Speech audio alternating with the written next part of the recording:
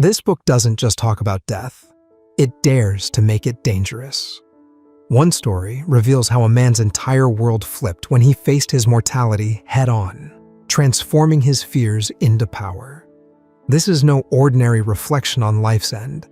It's a raw, unfiltered challenge to everything we think we know. Let us dig deeper into its bold ideas, because what it says next will shake you to your core. Death's unseen lessons. Ever heard of a book that shakes up everything you thought you knew about death? This one does just that. It's not your usual soft take on the big goodbye. It's more like a loud wake-up call to think differently about life's most certain event. Let's dive into why this book is worth your time. But here's the twist: buried in its pages is a revelation so profound, it might just change the way you live your life forever. To start, death isn't just some distant, shadowy figure waiting at the end of the line. This book tackles that view head-on and flips it completely. It pushes us to confront the uncomfortable truths we often avoid, making a bold claim that understanding death could radically transform the way we live.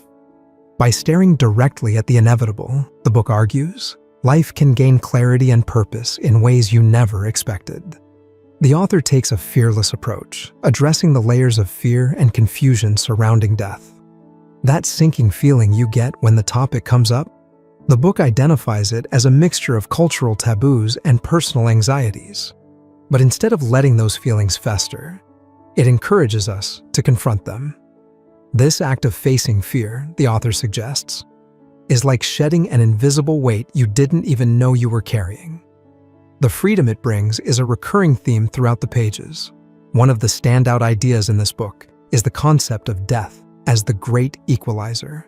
No one escapes it, no matter their background, wealth, or power.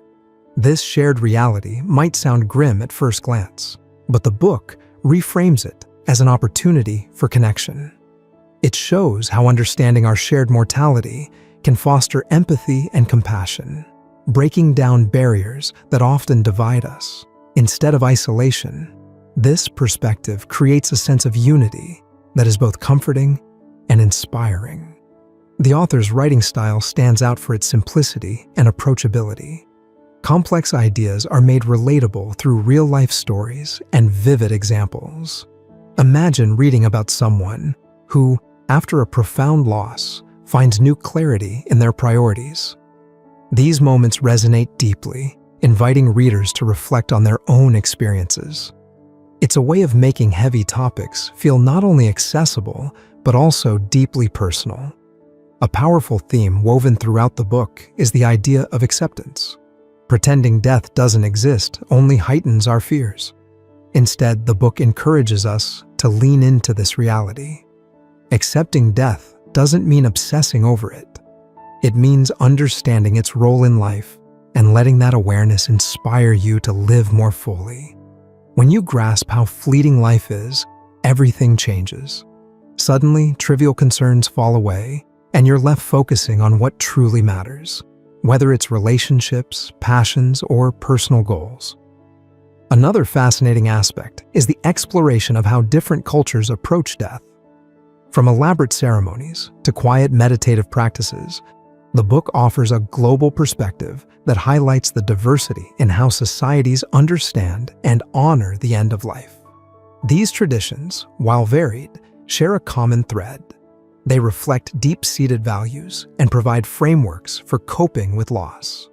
By learning from these practices, readers are encouraged to question their own assumptions and explore new ways of thinking. One of the book's boldest claims is that death is not just an end, but a profound teacher. It challenges us to ask difficult questions. What really matters? How do we want to spend our time? By confronting the reality of limited time, we're forced to clarify our priorities. This shift in perspective can feel like a reset button, urging us to cut through the noise of everyday distractions and focus on what's truly meaningful. It's a practical and empowering message that lingers long after the final page. The book doesn't gloss over the pain and grief that come with death. It acknowledges the emotional weight of loss, offering both empathy and practical tools for navigating these challenges. Strategies like mindfulness, gratitude practices, and quiet reflection are presented as ways to cope with the heaviness of mortality. These tools aren't just theoretical, they're actionable steps for dealing with life's hardest moments. A particularly compelling idea is the interconnectedness of life and death. The book argues that these two forces are inseparable, like two sides of the same coin. Recognizing this connection can shift how we view existence. Rather than seeing life as a series of isolated moments, we begin to understand it as a continuous flow that includes both beginnings and endings. This holistic perspective can bring a sense of harmony and balance, making it easier to embrace life in its entirety. The tone throughout the book strikes a balance between serious and hopeful. It doesn't shy away from the stark realities of mortality, but it also avoids sinking into despair. Instead, it offers a thoughtful, grounded perspective that feels both realistic and optimistic. The author's voice is steady, inviting readers to engage with tough questions without feeling overwhelmed. A key strength of this book is its focus on individual reflection. The author doesn't present their ideas as universal truths, but as starting points for personal exploration. Readers are encouraged to think critically, question their beliefs, and draw their own conclusions about death and its role in their lives. This open-ended approach empowers readers to take ownership of their journey, making the experience deeply personal and impactful. The concept of legacy also plays a significant role in the narrative. It's not about striving for fame or leaving behind grand achievements. Instead, it's about the small, meaningful ways our actions ripple out to affect others. The book challenges readers to consider how they want to be remembered and to align their daily choices with those values. This perspective transforms the idea of legacy into a source of inspiration rather than pressure. What makes this book truly universal is its broad appeal. It's not just for philosophers or deep thinkers. It's for anyone who's ever wondered about life's biggest questions. The accessible language and relatable examples ensure that readers from all walks of life can connect with its ideas. Whether you're spiritual, skeptical, young, or old, the themes resonate on a fundamental human level. To truly live, we must first face what we avoid most. Then, the mandala of peaceful deities guides the spirit to unity with this cosmic display. But there's a subtle trap. The dull path of healing always looms nearby. The text encourages the spirit to resist that pull, saying, "At this moment, let your compassion flow. Draw back from the path that leads to delusion and the lower animal realms." But what happens if the bardo being can't align with the peaceful deities? That's when the wrathful ones make their entrance. And these beings don't hold back. Imagine sharp fangs, multiple heads, weapons in hand, surrounded by flames and laughing ominously. Sounds terrifying? Well, that's the point. These blood-drinking deities embody raw energy, and their presence can feel like a nightmare come to life. Here's the twist, though. Even these fearsome beings are not to be feared. The text reveals that they too are pure manifestations of the mind. Their wrathful forms are just another reflection of the bardo being's own nature. It's a test, a challenge to see through the terror and recognize that all of this is coming from within. If the bardo being recognizes that the peaceful or wrathful deities are simply reflections of their own mind, they achieve something extraordinary, merging inseparably with the lights and forms of the deities, attaining Buddhahood. This is their second chance to break free from samsara, the constant loop of dying and starting over. But let's be real, it's no easy task. Fear, confusion, and doubt are often too overwhelming. And what happens if fear takes over? Liberation slips through their grasp. The peaceful deities transform into Mahakala, the protector of Dharma, and the wrathful deities morph into Yama Dharmaraja, the lord of Buddhist hells. Yama's presence is as vast as the sky, and he doesn't come quietly.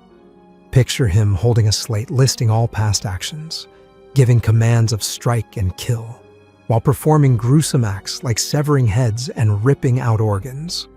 It's enough to make the bardo being faint in terror, And when they awaken, the opportunity for liberation is gone. From here, the bardo being enters the third stage, the bardo of rebirth. This stage is where karma steps in to decide their next destination. The possibilities? They could be reborn into the realm of gods, jealous gods, humans, animals, hungry ghosts, or even hell. And the process of transformation begins with the appearance of womb entrances. The bardo being feels a pull toward one, and upon entering, conception occurs. Just like that, the pattern continues, and they're reborn into a new life. But as this phase of rebirth unfolds in the East, the West took these profound teachings and reshaped them into something entirely its own.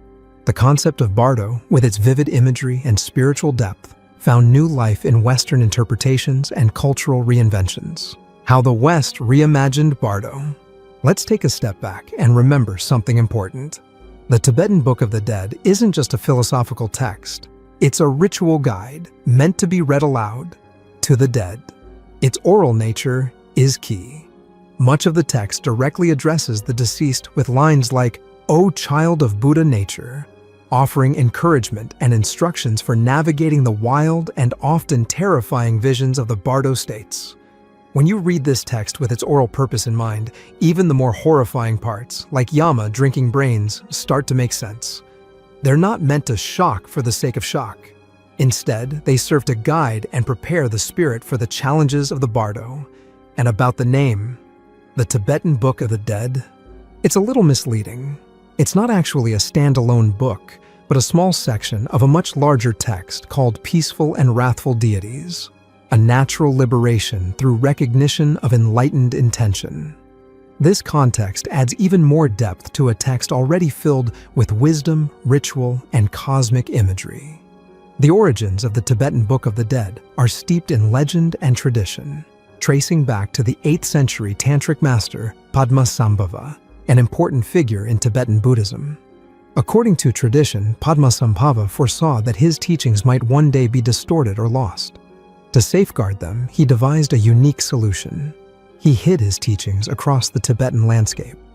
These hidden treasures, called therma, meaning treasure, were concealed in caves, lakes, mountaintops, or even within the minds and hearts of future disciples, waiting to be discovered when the time was right. The people chosen to uncover these treasures are known as tertons, treasure discoverers. It's believed that tertons are reincarnations of Padmasambhava's closest disciples, handpicked by the master himself to rediscover and revive his teachings in later lifetimes. This tradition credits the Tibetan Book of the Dead as part of one such treasure. The story of its discovery is just as fascinating. In the 14th century, a 15-year-old boy named Karmalingpa, the son of a tantric master, is said to have found a collection of texts buried in a cave. Among them was the complete Peaceful and Wrathful Deities text, which includes the section we now call the Tibetan Book of the Dead. It's a striking narrative, filled with mysticism and spiritual destiny. While this is the traditional story, many scholars approach it with skepticism. From their perspective, the therma texts are more likely the work of the tertons themselves, with the attribution to Padmasambhava serving as a symbolic nod to his authority and influence, rather than literal authorship. Interestingly, while the Tibetan Book of the Dead is widely recognized and celebrated in the West, its prominence within Tibetan Buddhist practice isn't quite as grand. Tibetan Buddhists are often surprised by how much attention this single text, a small part of one of their many funerary traditions, has received abroad. It's a reminder that sometimes the spiritual spotlight shines in unexpected places. Some scholars argue that the Tibetan Book of the Dead has become more of an American spiritual classic than a Tibetan one. Why? It all starts with a guy named Walter Evans Wentz, the American who introduced the text to the Western world. Let's break it down. Evans Wentz wasn't your average academic. He was a theosophist, part of a late 19th century spiritual movement that blended Hinduism, Buddhism, and various esoteric traditions. In 1919, during a spiritual journey through India, Evans Wentz came across some Tibetan funerary texts. He didn't get them directly from Tibetan monks or scholars, though. He bought them from a British officer fresh from Tibet, which, at the time, was under British invasion. Problem: Evans-Wentz couldn't actually read the texts. To figure out what they said, he traveled to Northeast India and sought out Kazadawa Samdup, an English-language teacher known for helping Westerners translate religious texts. Samdup translated the funerary texts, and Evans-Wentz published them in 1927 as the Tibetan Book of the Dead. He chose the title because he thought it resembled the Egyptian Book of the Dead, and believed both texts drew from some ancient universal wisdom. Evans-Wentz even framed his relationship with Samdup as a spiritual one, describing himself as Samdup's disciple. In the preface of the first edition, he wrote, "I am seeking so far as possible to suppress my own views and act simply as the mouthpiece of a Tibetan sage of whom I was a recognized disciple." This may sound dramatic at first, but scholar Don Lopez has pointed out that this so-called guru-disciple bond is questionable. According to their surviving letters, the two had a brief professional relationship lasting only a couple of months, hardly the spiritual mentorship Evans-Wentz made it out to be. Despite this, Evans-Wentz's work propelled the Tibetan Book of the Dead into Western consciousness. Its appeal was fueled by two main factors: a romanticized view of Tibet as a mystical, otherworldly place, and a universal human fascination with death. The desire to understand what happens after we die, paired with a dose of Orientalist fascination, helped turn this text into a cornerstone of Western spirituality, even if its prominence in actual Tibetan Buddhist practice is relatively minor. The Tibetan Book of the Dead found massive popularity in the West, particularly in the United States, among people drawn to spiritualism, esotericism, and altered states of consciousness. Its appeal spanned decades, from the 1930s and 1940s right through the counterculture movements of the 1960s. Carl Jung, as we mentioned earlier, lent credibility by writing introductions for several editions. And in 1964, Timothy Leary, the infamous psychedelic researcher, took things further. Along with a few collaborators, he published The Psychedelic Experience, a guide to navigating trips on illicit substances, explicitly inspired by the Tibetan Book of the Dead. Beyond its influence on spirituality and psychedelics, the text left its mark on Western culture at large. Films like Jacob's Ladder and Enter the Void borrow heavily from its ideas and imagery, weaving its themes into storytelling that resonates with modern audiences. But claiming that the Tibetan Book of the Dead is more American than Tibetan can feel offensive when you consider its origins. After all, it's written in the Tibetan language, performed by Tibetan Buddhist lamas, and deeply rooted in Tibetan traditions. Yet, through figures like Walter Evans-Wentz and his successors, the text was reshaped and rebranded for an American audience, transforming its cultural significance along the way. This is a classic example of religious globalization. Sacred ideas from one culture often take on a new life when they interact with another. As scholar Don Lopez aptly points out, there's an irony in the Tibetan Book of the Dead. It's not really a book, nor is it strictly about death. It's fundamentally about healing, whether that's the awakening of souls or the rediscovery of thermatexts. Evans-Wentz's version isn't so much a direct transmission of Tibetan Buddhist practice as it is an American reimagining. By isolating a few chapters from a larger pattern of texts, giving them an evocative new title, and layering on his own interpretations, he created something that resonated powerfully with Western audiences. The result? A text that continues to bridge and blur the lines between two very different worlds. As Don Lopez points out, the text is fundamentally about Buddhist rebirth. Yet, for American audiences, it's often read as a psychological or even psychedelic guide. This transformation highlights more than just cultural reinterpretation. It's a lesson in how religious authority and sacred texts evolve as they move between contexts. Think about it. Many religious traditions establish authority by connecting their text to prominent figures. Christians link books like the Gospel of John to apostles of Jesus, and Sikhs regard the Guru Granth Sahib as their eternal guru, maintaining continuity with the lineage of their 10 human gurus. Tibetan Buddhism follows a similar pattern, rooting the legitimacy of Therma texts in Padmasambhava's disciples, believed to reincarnate across generations to rediscover and reintroduce these teachings. Theosophists like Evans-Wentz weren't exempt from this need for authority. By claiming to be a disciple of a lama, he aligned himself with the lineage of Karma Lingpa, the original revealer of the Tibetan Book of the Dead, and, by extension, tied himself to Padmasambhava's ancient chain of authority. It's fascinating how this interplay of tradition, reinterpretation, and personal claims shaped the text's legacy in the West. This blending of ancient wisdom with modern reinterpretation didn't stop with scholars. It found its way into unexpected corners of culture. Like even the music scene was echoing the transformative ideas of the Tibetan Book of the Dead. Music meets Tibetan wisdom. The 1960s were more than just about music. They were about exploring deeper meanings and pushing boundaries. Rock musicians of the era weren't satisfied with just making hits. They wanted to tap into something spiritual and transformative.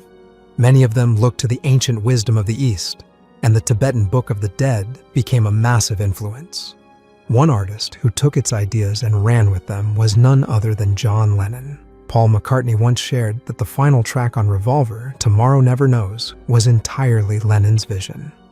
During this period, some illicit substances were making waves, and Lennon had gotten his hands on Timothy Leary's version of the Tibetan Book of the Dead. The ideas in the book fascinated him.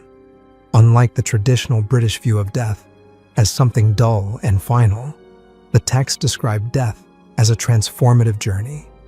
It compared dying to an epic voyage, similar to how the ancient Egyptians prepared their dead for the afterlife. For Lennon, this idea was electrifying. With those illicit substances opening his mind to new perspectives, the themes of the book resonated even more. It inspired him to create a song that captured the essence of these ideas. Tomorrow Never Knows became a bold and trippy exploration of life, death, and the unknown. It was Lennon channeling the wisdom of an ancient text into something revolutionary. The book itself contains one of its most famous lines: "Whenever in doubt, turn off your mind, relax, float downstream." Sound familiar? That's because John Lennon borrowed it and transformed it into the lyrics of his first psychedelic anthem, Tomorrow Never Knows. But Lennon didn't want to go full philosopher without a little twist. He knew the best way to weave spirituality into music was to add a touch of playfulness. As he explained, "That's me in my Tibetan Book of the Dead period. I took one of Ringo's malapropisms as the title to sort of take the edge off the heavy philosophical lyrics." And just like that, a deep spiritual concept became part of a song that was as trippy as it was relatable. Now, let's talk about Leonard Cohen. For some reason, the idea of him playing tennis is oddly funny, but that's exactly what the monks at a Buddhist monastery had him doing. When Cohen retreated to the monastery, the monks noticed something right away. He was too serious. Their advice? Loosen up. They sent him to the tennis courts, insisting he needed to learn how to play, not just work. This experience left a lasting impression on Cohen, who embraced the lesson wholeheartedly. Long after he hung up his racket, he shared the mantra that stuck with him: lighten up. That's what enlightenment means, to lighten up. Leave it to Cohen to turn a bit of Buddhist wisdom into something profound, yet effortlessly cool. For Leonard Cohen, the idea of separating yourself from the grind was transformative. It became the foundation of much of his later work, which radiated the sense of peace he discovered through this liberated mindset. Feeling deeply grateful for the inspiration, Cohen decided to give back in a way that felt meaningful. He lent his iconic voice to narrate a 2-part documentary series on the Tibetan Book of the Dead. It was his way of honoring the lessons and the calm it had brought into his life. Moving on to Laurie Anderson, when she and her husband, Lou Reed, connected. They were both at a turning point, reevaluating their artistic journeys and how spiritualism fit into their lives. Their relationship wasn't just about art. It was built on shared values and a deeper understanding of life. Together, they came up with 3 simple rules to live by, something Anderson says became their guideposts. "I'm just going to tell you what they are because they come in really handy," Anderson once shared. "Because things happen so fast, it's always good to have a few, watchwords to fall back on. Practical, thoughtful, and profoundly grounded, just like their approach to life and art." Laurie Anderson and Lou Reed's 3 life rules are the kind of wisdom you want to scribble down and keep forever. They went like this: 1. Don't be afraid of anyone. Now, can you imagine living your life afraid of no one? 2. Get a really good bullshit detector. And 3. Be really, really tender. With those 3 things, you don't need anything else. Simple, powerful, and timeless. Anderson added her own perspective to this philosophy by absorbing the wisdom around her and creating her own rules. For her, part of that process was diving into the Tibetan Book of the Dead. The book left such an impression that she created an album inspired by its teachings, turning ancient ideas into a modern artistic expression. It's the perfect example of blending the spiritual with the creative. Now, let's fast forward to the 1990s. Spiritualism might have been overshadowed by the rise of beer-soaked grunge, but Radiohead kept the old-school artistic spirit alive.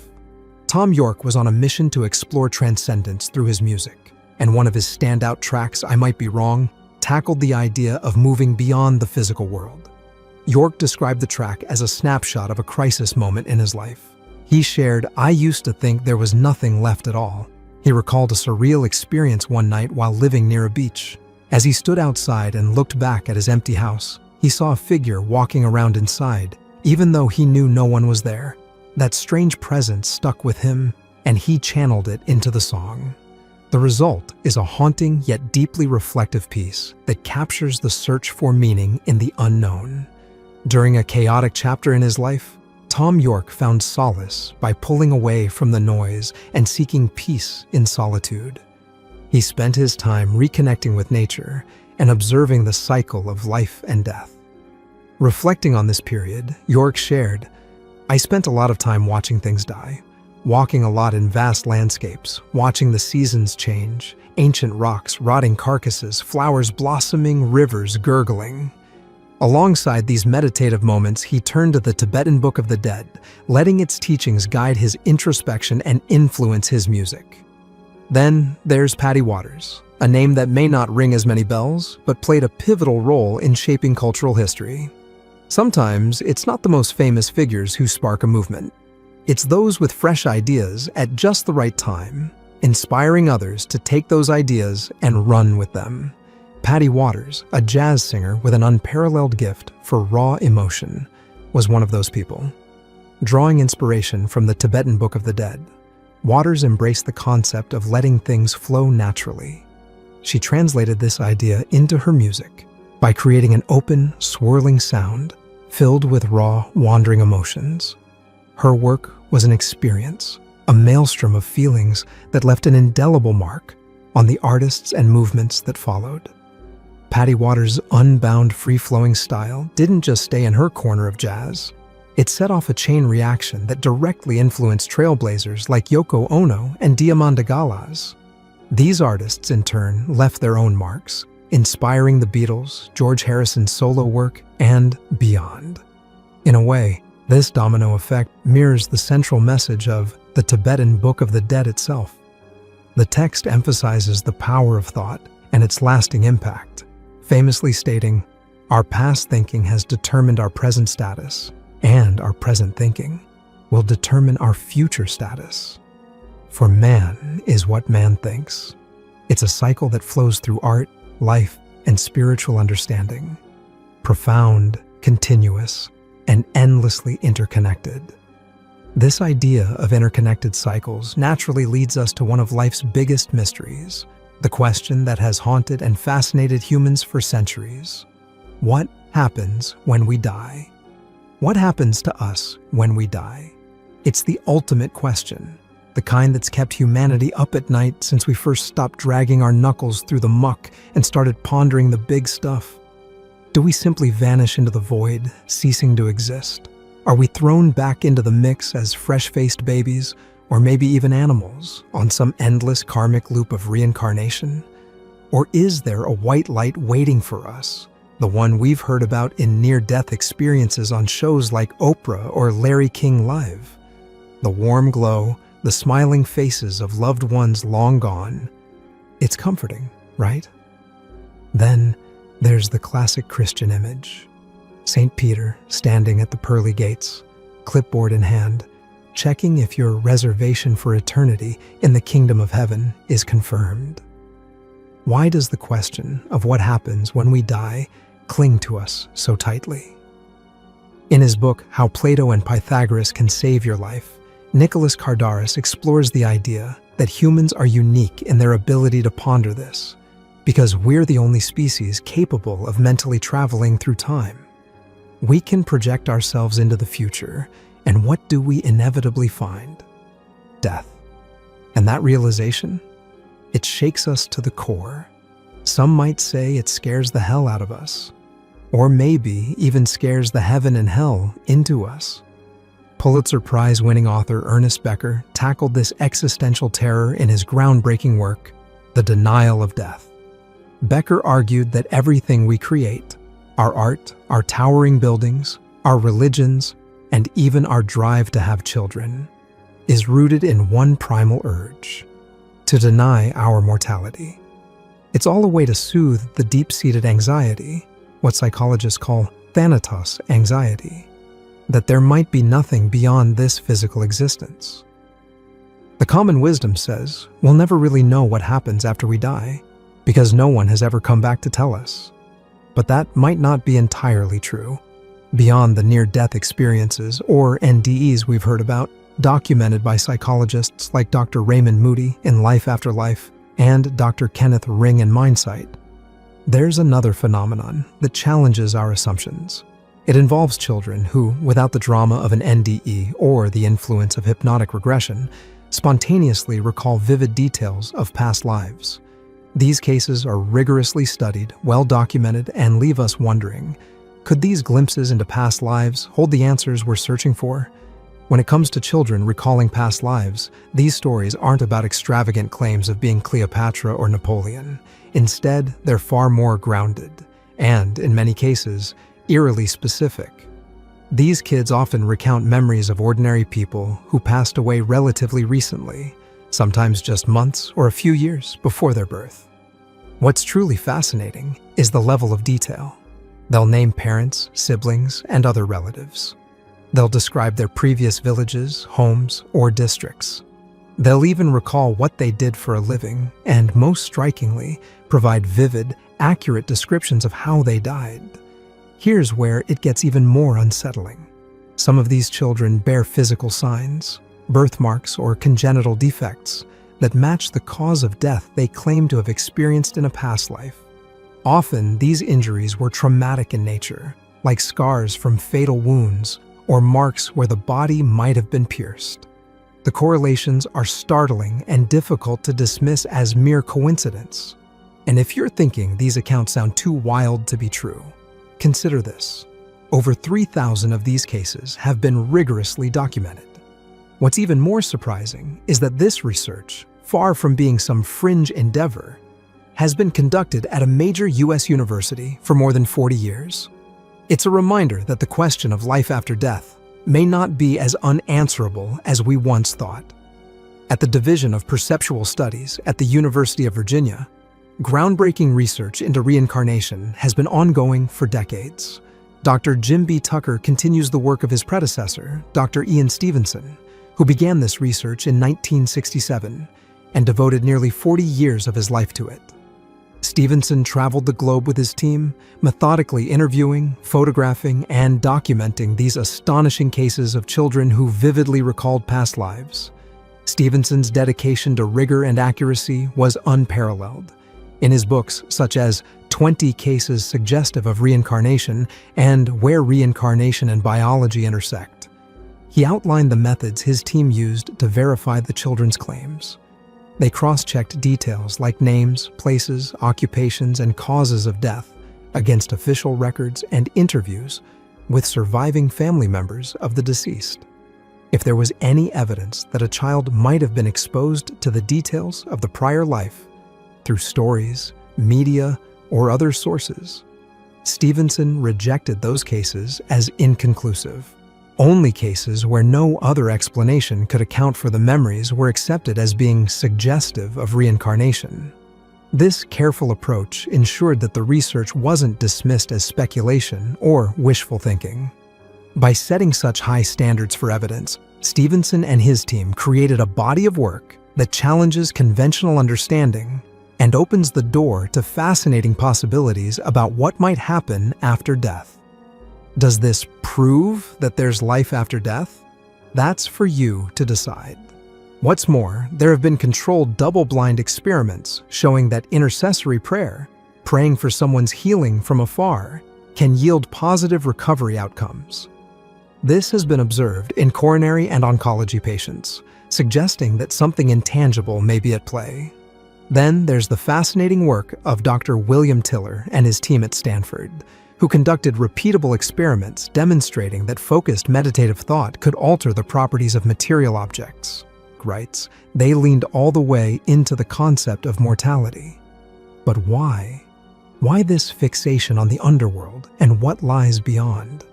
Plato offers us a clue. He called philosophy a kind of death before dying.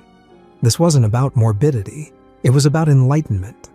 Plato and Pythagoras believed that by confronting the transient nature of the physical body, we could better grasp the eternal essence of the soul. To the Greeks, true understanding came from peeling back the illusion of the material world and getting a glimpse of what some might call ultimate reality. The Greeks saw it as a kind of hero's journey, a phrase later popularized by Joseph Campbell. Facing your mortality and the darker corners of your psyche, your shadow side, was an essential part of achieving personal integration and spiritual growth. Plato believed that by metaphorically dying before actual death, a person could transcend the ordinary and touch something eternal. How did they do this? Through a disciplined mind-body-soul lifestyle filled with metaphysical philosophy. This led to a ritual called incubation, where participants would lie perfectly still in a pitch-dark cave for hours, or even days. If they were adequately prepared, this process could lead to an extraordinary transformation, a feeling of shedding the physical body as a snake sheds its skin. This wasn't just spiritual fluff. The Greeks were exploring a process of personal alchemy, the kind Carl Jung later wrote about in his studies of transformation and self-actualization.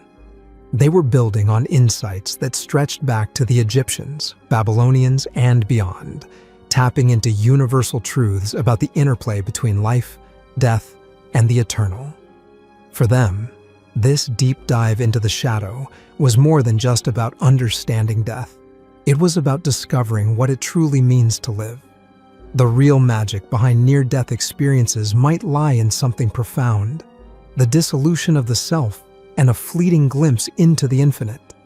It's as if death acts as a release, breaking down the boundaries of our individual, ego-driven consciousness and expanding it into something much larger. When the walls of the self crumble, what's left? Is it nothingness? Or is that nothing actually everything? The boundless allness that some call ultimate reality. So, what really happens when we die? Maybe it's not an ending at all, but the start of a whole new awakening. The wild thing about Plato and Pythagoras is that they believed you didn't need to face death to experience a transformative awakening.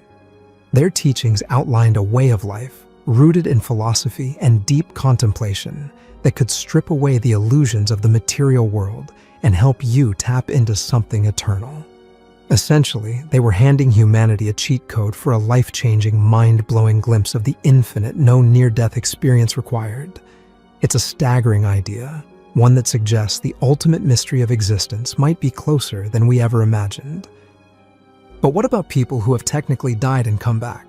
In 2001, a 66-year-old man undergoing surgery for an abdominal aneurysm experienced cardiac arrest. After 17 minutes of CPR, defibrillation, and medication, his vital signs were gone. The medical team declared him dead. 10 minutes later, against all odds, his surgeon found a pulse. The man was alive, and the operation went on to a successful conclusion. Then there's another case from 2014 of a 78-year-old man in Mississippi. After a hospice nurse found no pulse, he was pronounced dead and sent to the morgue. The next day, the man woke up in a body bag. These unbelievable stories sound ripped straight from a horror movie, but they're part of a real-world medical phenomenon known as Lazarus syndrome. Named after Lazarus of Bethany, the biblical figure who was brought back to life by Jesus Christ after 4 days in the grave, the Lazarus phenomenon describes the delayed return of spontaneous circulation after CPR has been stopped. In layman's terms, people pronounced dead after cardiac arrest unexpectedly regain cardiac activity. While rare, Lazarus syndrome raises profound questions. Is death always final, or are there moments when the boundary between life and death becomes blurred, teasing us with the possibility that the end might not be as definite as we think? These cases might not explain the ultimate mystery, but they certainly add another fascinating angle to the age-old question of what happens after we die. But some researchers suggest that the Lazarus phenomenon might not be as mysterious as it seems. It could have a scientific explanation rooted in the resuscitation process itself. One idea points to a buildup of pressure in the chest caused by CPR. When CPR is stopped, the pressure may gradually release, allowing the heart to restart on its own. Another theory involves the delayed effects of medications like adrenaline, often used during resuscitation. As several scientists explain, drugs administered through a peripheral vein might not reach the heart effectively due to impaired blood flow during CPR. Once blood flow improves after stopping CPR, the delayed delivery of these drugs could trigger a return of circulation.